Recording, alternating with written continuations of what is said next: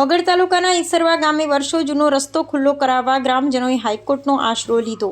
બનાસકાંઠા જિલ્લાના ઓગળ તાલુકા તેરવાડા રોડને અડીને આવેલા ઈસરવાથી કાશીપુરા, ફતેપુરા, નશરતપુરા તેમજ રૂવેલનો જૂનો માર્ગ ખુલ્લો કરવા માટે ઈસરવા ગામના પટેલ ઉદાજી ભીખાજીએ ગ્રામ પંચાયત લિખિતમાં ઈસરવા ગામના પટેલ દરગાભાઈ હરિભાઈ પટેલ, પ્રહલાદભાઈ હરિભાઈ પટેલ, ડાયાભાઈ હરિભાઈ દ્વારા વર્ષો જૂનો રસ્તો બંધ કરી પાક્કું બાંધકામ કરી રસ્તા પર પાક્કું ચણતર કરી દુકાનો બનાવી રસ્તા પર ગેરકાયદેસર દબાણ કરી વર્ષો જૂનો રસ્તો બંધ કરી દબાણ કરેલ, પરંતુ સ્થાનિક તંત્ર દ્વારા ગેરકાયદેસર દબાણ દૂર ન કરતા ઈસરવા ગામના ઉદાજી ભીખાજી પટેલ દ્વારા ગુજરાત હાઈકોર્ટનો આશરો લીધો છે અને હાઈકોર્ટ સર્વે નંબર 270 તેમજ 279 બંને સર્વે નંબરની વચ્ચે આવેલો રસ્તો ખુલ્લો કરવા માટે નામદાર ગુજરાત હાઈકોર્ટમાં SCR 3659/2026 થી ઈસરવા ગામના અરજદાર ઉદાજી ભીખાજી પટેલ દ્વારા રિવિઝન દાખલ કરવામાં આવેલ, જેમાં નામદાર ગુજરાત હાઈકોર્ટ દ્વારા 30/3/2026 રોજ ગુજરાત હાઈકોર્ટે ઓરલ ઓર્ડર કરેલ, જેમાં ઈસરવા ગ્રામ પંચાયત 45 દિવસમાં દબાણ બાબતે ગુજરાત પંચાયત એક્ટની કલમ 105 મુજબ કાર્યવાહી કરી રિપોર્ટ રજૂ કરવાનો આદેશ ઈસરવા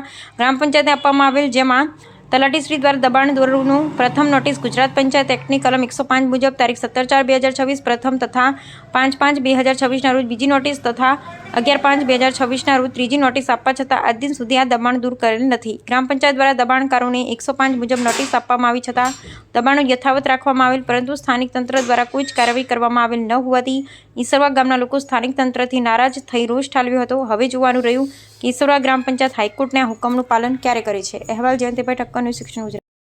અમારો આ કાશીપુરા ઈસરવા રસ્તો છે, વર્ષો જૂનો રસ્તો છે, બરાબર। અને હમેથી આગળ ખેતરમાં બંધ કરેલો છે આરે, અને હમે દુકાનો રસ્તા વચ્ચે બનાવેલી છે।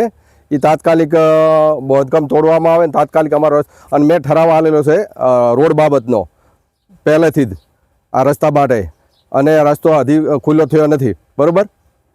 તાત્કાલિક એને ખોલવામાં આવે।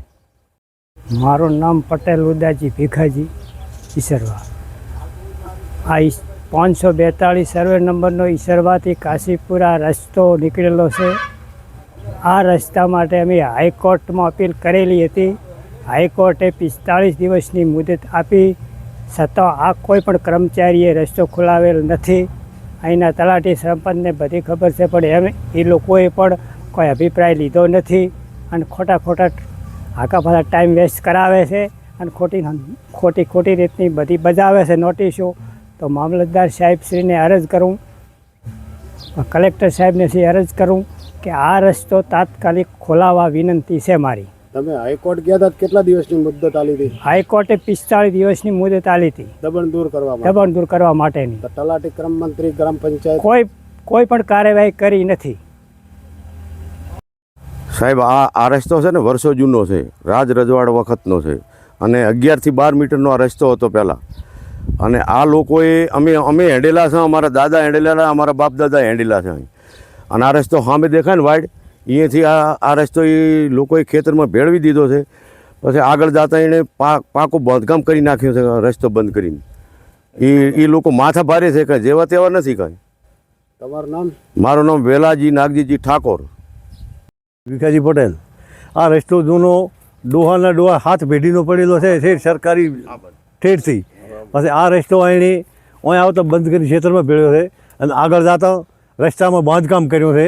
અમારા કોર્ટમાં કેસ ચાલુ છે, પણ કોઈ કાર્યવાહી એની થતી નથી। તમારું નામ? મારું નામ ઓખાજી ભીખાજી।